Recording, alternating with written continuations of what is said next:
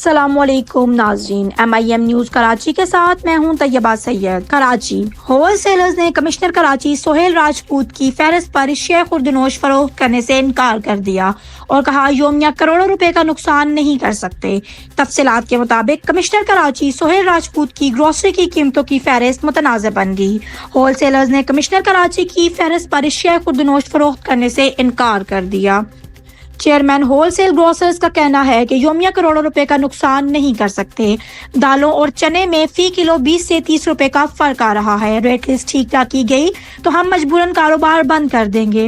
Whole sellers کا کہنا تھا کہ لاکھوں روپے ٹیکس دے کر جیلوں میں جانے کا شوق کس کو ہے۔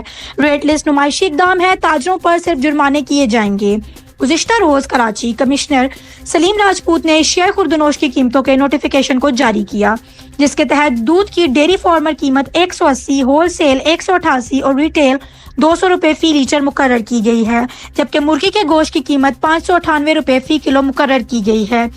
چینی کی ہول سیل قیمت 123 روپے فی کلو، ریٹیل 130 روپے، ایکس فلور مل آٹے کی قیمت 120، ہول سیل 123 اور ریٹیل 128 روپے، اور فائن ایکس فلور مل آٹا 130، ہول سیل 133 اور ریٹیل 138 روپے قیمت مقرر کی گئی ہے، جبکہ چکی کے آٹے کی ریٹیل قیمت 140 روپے مقرر کی گئی۔